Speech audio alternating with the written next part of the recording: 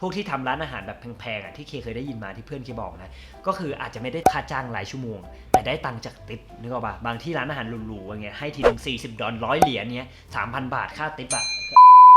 สวัสดีครับพอจะมีเวลาสัก5 นาทีไหมครับให้ผมช่วยขายประกันชีวิตและวางแผนสุขภาพชีวิตให้กับคุณนะครับไม่ใช่ละผิดอันและสวัสดีครับทุกคนเคเองนะครับผมที่เมื่อกี้พูดไปนะครับก็คือเรียกได้ว่าเป็นพนักงานขายประกันใช่ไหมคนหลายๆคนอาจจะสงสัยนะว่าถ้าสมมติว่าเคไม่ได้เข้าวงการบันเทิงไม่ได้เป็นยูทูบเบอร์เนี่ยจริงๆแล้วเคจะเป็นอะไรอย่างสาขาอาชีพที่เคเรียนมาเนี่ย actuarial science นะครับคณิตศาสตร์ประกันภัยคนสงสัยกันมาเยอะมากว่าเฮ้ยนักคณิตศาสตร์ประกันภัยคือคนขายประกันหรือเปล่าบอกเลยว่าไม่ใช่ก็คือเอาจริงๆอ่ะถ้าพูดคร่าวๆง่ายๆก็เหมือนคนขายประกันอ่ะเป็นเหมือนเซลล์นักคณิตศาสตร์ประกันภัยเป็นเหมือนเบื้องหลังที่คอยคิดว่าเฮ้ยเบี้ยแบบไหนต่อปีคืนกำไรให้บริษัททำยังไงแบบไหนให้วินทั้ง2ฝ่ายทั้งคนที่ซื้อเบี้ยประกันแล้วก็คนที่ขายประกันนะครับผมมันก็จะมีสายอื่นให้ไปเช่นแบบสามารถเป็น financial advisor ได้เป็นหรือจะเป็นพวกนักดูสถิติได้อันนั้นแหละเป็นสิ่งที่เคเรียนมาแล้วก็คาดคิดว่าถ้าเราไม่ได้เข้าวงการบันเทิงจริงๆเนี่ยเราก็อาจจะลองหางานที่ประเทศอเมริกานะครับเข้าถึงเรื่องกันเลยว่า minimum wage นะครับหรือว่าค่าแรงขั้นต่ำเนี่ยที่อเมริกาเป็นยังไงบ้างหรือว่าเด็กจบใหม่จบปตรีปโทปเอกมาแต่ละสายงานอาชีพเนี่ยเขาได้เท่าไหร่กันย้อนกลับไปดีกว่าตอนเคอยู่ที่มหาลัยที่อเมริกานะครับเคเคยเป็น math tutor นะครับเพราะว่าเราเรียนสาขาเลขมาแล้วหลายๆเมเจอร์มันก็จะมี require ให้เรียนเลขอย่างน้อยถึงalgebra นะให้ถึง calculus นะอะไรเงี้ยนึกออกไหมบางครั้งเราก็ต้องไปเป็นติวเตอร์ของมหาลัยเลยก็คือต้องขึ้นกับ math tutor center เลยนะครับผม minimum wage ตอนนั้นที่เคได้ประมาณชั่วโมงละ$8นะครับก็ชั่วโมงละ240ถ้าสมมติว่าวันนึงเคสอน5ชั่วโมงก็ได้ละ 1,200 บาทแต่ที่เคยสอนมากที่สุดคือประมาณ2ชั่วโมงแล้วก็เลิกสอนไปเลยจริงด้วยความที่เราสอนไป1รอบคนไม่เข้าใจเราเริ่มหงุดหงิดก็เลยรู้ตัวเองเลยว่าตัวเองน่าจะไม่เหมาะในการเป็นครูสอนภาษาหรือว่าแบบครูสอนเลขครูสอนวิชาการอะไรเงี้ยซึ่งในมหาลัย Math Tutor มันจะให้เงินค่อนข้างดีสมมุติเราไปเสิร์ฟอาหารที่แมคโดนัลด์ KFC พิซซ่าอะไรเงี้ยส่วนใหญ่ก็จะได้ 7.25 ก็ประมาณขั้นต่ำประมาณ200 บาทอะไรเงี้ยทำกันก็10ชั่วโมงก็ได้วันละ 2,000ทิปเขาต้องให้ทิปแยกถ้าสมมติว่าเราไปทำที่ร้านอาหารเลยมันก็จะมี2แบบร้านบางร้านก็คือได้เงินแยกคือสมมติว่า minimum wage เขาให้$8ก็ชั่วโมงละ$8แล้วติปคุณก็ได้แยกแต่บางที่ก็คือต้องเอามารวมกับกองกลางแล้วก็สุดท้ายก็ต้องแบ่งให้ทุกคนแล้วก็สปลิตให้เท่ากันหมดพวกที่ทำร้านอาหารแบบแพงๆที่เคยได้ยินมาที่เพื่อนเคบอกนะก็คืออาจจะไม่ได้ค่าจ้างรายชั่วโมงแต่ได้ตังค์จากติปนึกออกป่ะบางที่ร้านอาหารหรูๆอย่างเงี้ยให้ทีนึง$40 $100เนี้ย3,000 บาทค่าติปคือที่อเมริกามันเลยเป็น culture ที่แบบทุกอย่างที่เป็นงานบริการเราควรจะให้ติปกลับมาที่สายอาชีพของเคนะครับตอนนั้นทำไมเคถึงเรียนวิชานี้นะครับเราจบไฮสคูลที่อเมริกานะครับแล้วก็ไม่รู้เหมือนกันว่าตัวเองอยากเป็นอะไรยังหาตัวเองไม่เจอแต่เรารู้อย่างเดียวว่าเราถนัดเลขเก่งวิชาเลขรู้สึกเอนจอยที่ได้เรียนวิชาคณิตศาสตร์อะไรเงี้ยเราก็เลยถามคุณพ่อว่าเฮ้ยอาชีพไหนที่ได้เงินเยอะที่สุดตอนนั้นถามแค่นี้เลยป๊าก็เลยบอกว่านักคณิตศาสตร์ประกันภัยเราก็เลยบอกไม่รู้จักคืออะไรตอนนั้นนะครับเคก็เลยดูว่า minimum wage ของ actuary เนี่ยถ้าไปดูตามเว็บไซต์ของปี 2021เนี่ยเขาก็จะบอกว่าเป็นหัวหน้าของ actuary เนี่ยก็จะได้ประมาณ150,000 ถึง 200,000 เหรียญก็ประมาณ6ล้านต่อปีนะครับเฉลี่ยไปก็ประมาณเดือนละ 500,000 ถือว่าเยอะมากนะแต่นี่คือยังไม่เยอะเพราะว่าเคไปรู้มาว่าเราเป็น actuary นักคณิตศาสตร์ประกันภัยมันก็จะมีเหมือนวุฒิเหมือนเป็นสอบไล่ระดับความเก่งของเราเราก็ต้องเรียนส่วนใหญ่เขาจะสอบกันเล่มละปียิ่งถ้าเราได้ครบทุกเล่มฐานเงินเดือนเราก็จะเพิ่มขึ้นเรื่อยๆอย่างเพื่อนคุณพ่อคนหนึ่งทำงานที่สิงคโปร์ได้เงินเดือนละล้านกว่ายังไม่รวมโบนัสจะมีน้องสาวของโฮสต์แฟมิลี่คนเก่าของเคนะครับผมก็เป็นนักคณิตศาสตร์ประกันภัยปรากฏว่าเขามีลูก3คนใช่ไหมแฟนเขาผู้ชายไม่ต้องทำงานให้นั่งเลี้ยงลูกที่บ้านเพราะว่าเงินเดือนมันเยอะมากแล้วก็เงินเดือนเบี้ยเลี้ยงทุกอย่างสวัสดิการอะไรเงี้ยสามารถเลี้ยงครอบครัวเขาได้หมดเลยเราก็เลยตัดสินใจเรียนวิชานั้นมานะครับนี่นะครับเราไปเจอจากเว็บไซต์นึงนะครับจากการสำรวจโดยบริษัทจัดหางานของอเมริกานะครับก็เขาก็บอกกันว่า expectation นะครับความคาดหวังของเด็กวุฒิปตรีที่จบใหม่มาเขาบอกว่า average นะครับอยากได้ผลตอบแทนเฉลี่ยปีละ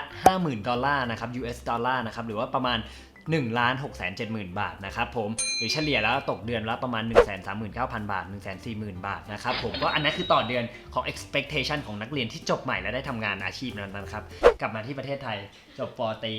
15,000 18,000แล้วแต่คนแต่ถ้าจบต่างประเทศมาทำงานที่ประเทศไทยนะครับรุ่นเพื่อนเคที่จบอเมริกามาก็ได้30,000แต่จริงๆเราว่าไม่ได้ค่าครองชีพไม่เหมือนกันฐานภาษีไม่เหมือนกันสวัสดิการไม่เหมือนกันอันไหนเจริญกว่ากันก็ไม่รู้เหมือนกันนะครับจริงๆคุณภาพชีวิตมันค่อนข้างสำคัญเรื่องภาษีเนี่ยคือไม่ค่อยอยากโยงเท่าไหร่แต่รู้สึกว่าเราจ่ายภาษีตรงตลอดช่างมันเถอะการที่ มาที่อเมริกานะครับสายอาชีพที่แบบจะได้เงินเยอะๆเนี่ยเขาจะจัดอยู่ในประเภทของ STEM นะครับก็คือจะเป็น Science Technology Engineering แล้วก็ Mathematics นะครับผมก็จะเป็นสายอาชีพนั่นแหละก็คือหลักๆเนี่ยสายวิทย์คณิตนั่นแหละไอ้พวกนี้เป็นสายอาชีพที่ทั่วโลกก็น่าจะยอมรับอยู่แล้วถ้าเราเก่งจริงอ่ะสังเกตดีๆว่าคนไทยไปทำงานใน NASA ก็มีเพราะว่าไอ้พวกนี้มันเป็นการคุยกันในเชิงของวิชาการแล้วไม่ใช่ว่าเราต้องเก่งภาษาอังกฤษต้องมานั่งเก่ง grammar ต้องมาเก่งอะไรเงี้ยแต่มันคือสมองล้วนๆเป็นในการคำนวณในการคิดอะไรที่แบบ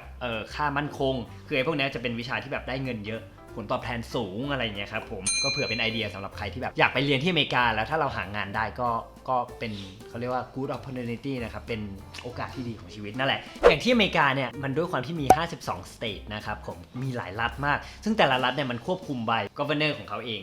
คือรัฐบาลเขาเองที่ควบคุมซึ่ง tax ของแต่ละที่ minimum wage ของแต่ละที่ไม่เหมือนกันนิวยอร์กเนี้ยคือถ้าอยู่ใน NYC ภาษีแพงมากแต่ถ้าอยู่รอบนอกอ่ะมันก็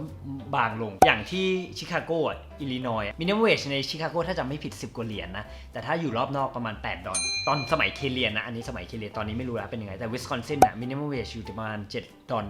25 เซนต์แต่ที่อิลลินอยส์ประมาณ$8 50 เซนต์เงี้ยแต่ค่าของชีพมันก็จะถูกลงเช่นภาษีของเมืองเคก็อาจจะแบบเหลือแค่ 5% tax เว็บไซต์ที่เคหามาเนี่ยวิศวะเคมีนะครับผมเขาบอกว่าได้ผลตอบแทนนะครับรายได้ต่อปีประมาณ$70,000นะครับต่อปีอย่างนี่วิศวะคอมพิวเตอร์วิศวะไฟฟ้าด้วยได้ปีละ$63,000 หรือประมาณ$2,100,000 เอาเป็นรายเดือนไปเลยดีกว่าคนจะได้บวกกันนักพัฒนาซอฟต์แวร์นะครับได้ประมาณ$180,000 ต่อเดือนนะครับแล้วเคก็ไปเจอสายอาชีพบางอาชีพที่แบบเฮ้ยบางครั้งที่ประเทศไทยเราอาจจะว่าดูว่ามันแบบไม่ได้เยอะแต่อาชีพ call center นะได้รายได้เฉลี่ยเดือนละ$123,000 นะครับผมแล้วก็วิชาแบบ customer service นะครับผมก็จะได้ประมาณเดือนละ$100,000อันนี้จะเป็นรายได้คร่าวๆของคนที่จบใหม่ป.ตรีนะครับผมแต่ถ้าสมมติคนที่ไม่มีวุฒิล่ะได้เงินประมาณเท่าไหร่นะครับสำหรับคนที่อยู่ที่ประเทศอเมริกานะครับผมเขาบอกกันว่าผู้ที่ไม่จบมัธยมปลายนะครับได้ประมาณปีละ$25,000นะครับหรือประมาณปีละ$850,000ก็ตกเฉลี่ยประมาณเดือนละ$70,000อย่างที่บอกมันค่าของชีพเขาสูงและอีกอย่างหนึ่งนะครับแบรนด์เสื้อผ้าไม่ว่าจะเป็นแบรนด์อะไรก็ตาม Nike Adidas หรืออะไรก็ตามอ่ะมันจะเขียนว่า made in Thailand made in China made in Taiwan เพราะว่าค่าครองชีพของประเทศเขาอ่ะแพงมากในการจะจ้างคนกลับกันสมมุติเรามาจ้างที่จีนมาจ้างที่ไทยสมมุติว่าทั้งวันคุณได้$300เนี่ยมีร้อยคนเนี่ยก็เท่ากับว่าทั้งวันอ่ะเราจ่ายเท่ากับที่อเมริกาแค่1ชั่วโมงนี่ก็ป่ะเห็นไหมความแตกต่างมันต่างกันขนาดนี้อย่างเนี้ยผู้ที่มีวุฒิม.ปลายนะจบแค่ม.ปลายได้รายได้ประมาณ$1,170,000นะครับผมหรือว่าโหเดือนละเกือบแสนคนที่มีวุฒิปริญญาโทบ้างล่ะได้ประมาณ$70,000ก็ประมาณปีละ$2,000,000นะครับเยอะมากๆเหมือนกันและปริญญาเอกนะครับผมได้ประมาณปีละ$3,000,000นะครับอันนี้ก็จะเป็นเหมือนความรู้ง่ายๆเหมือนมาแบ่งปันประสบการณ์นะครับก็สำหรับใครที่แบบมีโอกาสแล้วไปเรียนที่นู่นน่ะก็ลองหางานก็ได้ถ้าไม่ได้เนี่ยอย่างน้อยเราก็ได้วุฒิที่เรียนต่างประเทศมาเราได้เรียนภาษาได้เรียนวัฒนธรรมของเขามันก็เป็นอะไรที่บวกๆก็แล้วแต่ว่าจุดประสงค์ของแต่ละคนเนี่ยจะเป็นยังไงนะครับผมแต่การที่เคว่ากำไรที่ได้จากการไปต่างประเทศไม่ว่าจะเป็นประเทศไหนก็ได้นะเราแบบได้ออกไปใช้ชีวิตได้ไปรู้วัฒนธรรมของเขาได้รู้ภาษาของเขาได้รู้จักคนมากขึ้นนะครับเคว่านั่นแหละคือกำไรของชีวิตนะครับผมก็ฝากไปตรงนี้ว่าเผื่อใครอยากไปเรียนต่างประเทศอะไรเงี้ยก็เป็นความรู้เล็กๆน้อยๆแล้วกันนะครับแล้วก็ไว้เจอกันคลิปหน้าแล้วกันนะครับสำหรับวันนี้สวัสดีครับ